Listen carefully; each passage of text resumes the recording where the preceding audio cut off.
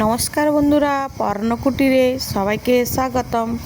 তো আজকে আমি হাজির হয়ে এসেছি মটন নিয়ে। এখানে 750 মটন আছে আর চারটা গোটা পেঁয়াজ আছে। পেঁয়াজগুলো আমার যেহেতু মিডিয়াম সাইজ তাই আমি 4টা নিয়েছি। আর এখানে পরিমাণ মতো আদা, রসুন, পেঁয়াজ আর যে যেমন ঝাল খাবে কাঁচা লঙ্কা আর একটা গোটা টমেটো নিয়েছি। এখানে সামান্য পরিমাণ ধনে, জিরা, মাংস ধুয়ে পরিষ্কার করে নিয়েছি। এইখানে পরিমাণ মতো হলুদ আর আদা, রসুন, পেঁয়াজ বাটা দিয়ে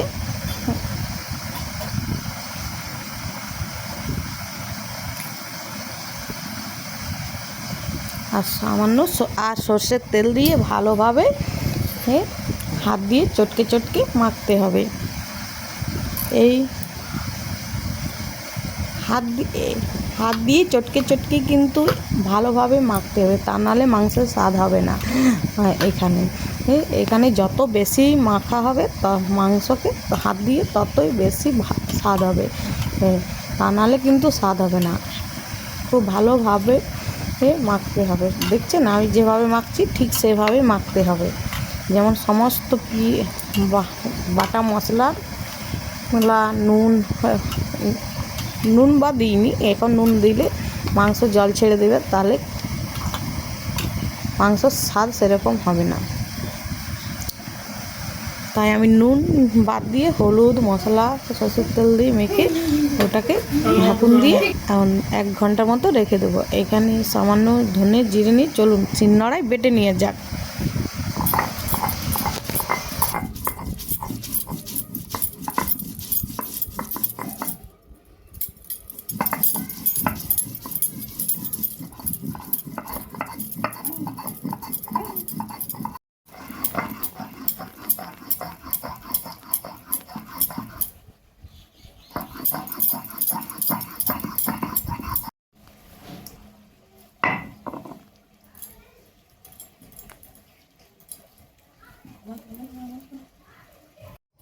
কড়াইয়ে তেল গরম হতে দিয়ে ওর মধ্যে সামান্য চিনি দিয়ে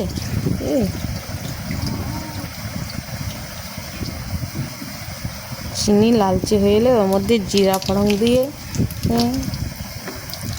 গরম মশলা দিয়ে সামান্য গরম মশলা দিয়ে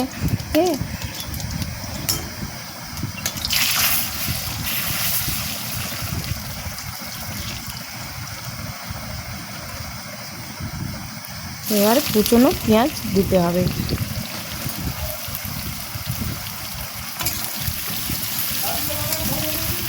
পেঁয়াজ যতক্ষণ না লালচে কালার হয়ে আসে, লালচে মানে ওই ব্রাউন কালার হয়ে এলেই হয়ে যাবে।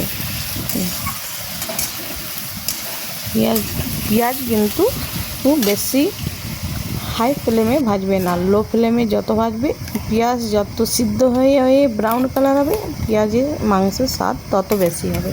পেঁয়াজ ব্রাউন কালার হয়ে গেলে ওর মধ্যে আদা রসুনের বাটা দিয়ে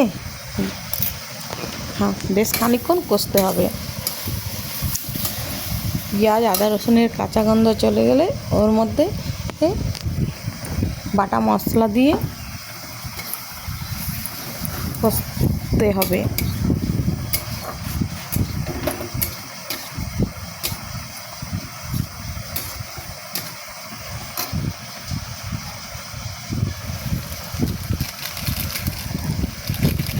আমরা শুকনো লঙ্কার ঝাল খাইনি, তাই কালারের জন্য কাশ্মীরি লঙ্কা দিচ্ছি।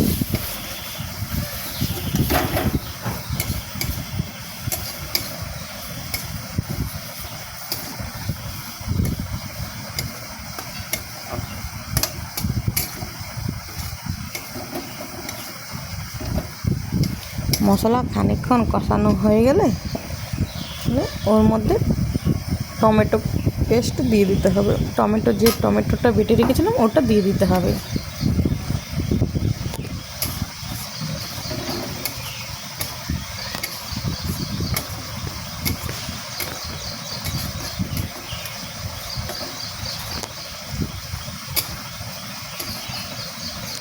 এবার টমেটোর কাঁচা গন্ধ চলে গেলেই হলে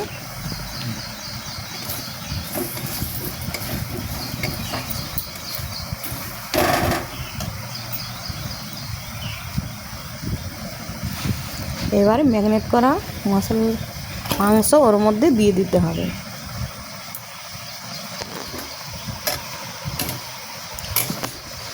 দিয়ে বেশ ভালোভাবে কষাতে হবে।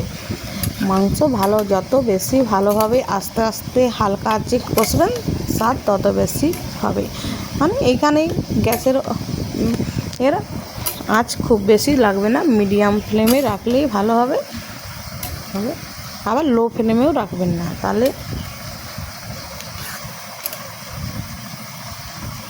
খাসির মাংস যত আপনি কষবেন তত বেশি ভালো স্বাদ হবে। এখানে কিন্তু একটু খুব ধৈর্য ধরে কষাতে হবে মাংস।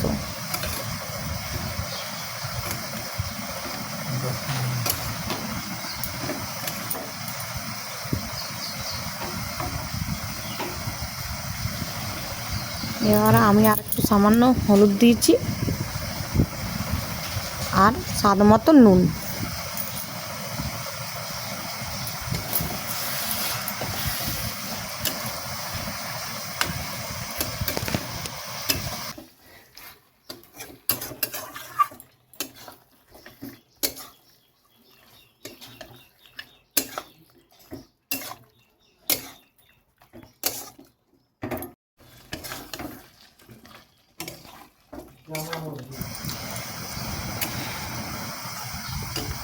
মাংস কিন্তু আমার কষানো হয়ে গেছে। এবারে আমি গরম জল দেবো এর মধ্যে। মাংসে কিন্তু ঠান্ডা জল দেবে না, এই ভুলটা কিন্তু কখনো করবে না। কারণ মাংসতে গরম জল না, ঠান্ডা জল দিলে মাংসর স্বাদ একেবারে নষ্ট হয়ে যাবে। তাই যথাসম্ভব আপনি চেষ্টা করবেন গরম জল দেওয়ার। আমি এখানে গরম জল দিয়ে দিয়েছি। এবারে আমি বেশ ভালোভাবে নাড়াচাড়া করে মাংস এবারে সিদ্ধ না হওয়া পর্যন্ত অপেক্ষা করতে হবে।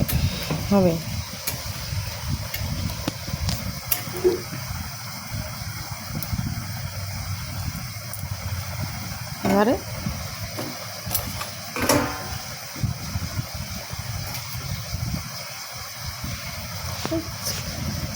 চাপা দিয়ে এবারে অপেক্ষা করবো সিদ্ধ হওয়া পর্যন্ত। এখানে আমার রেডি হয়ে গেছে মাংস। তাহলে ভিডিওটা যদি ভালো লাগে অবশ্যই লাইক করবেন, কমেন্ট করবেন এবং চ্যানেলটিকে সাবস্ক্রাইব করবেন। তাহলে আমি প্রতিদিন হাজির হয়ে যাব আরও একটি নতুন রেসিপি নিয়ে। সুস্থ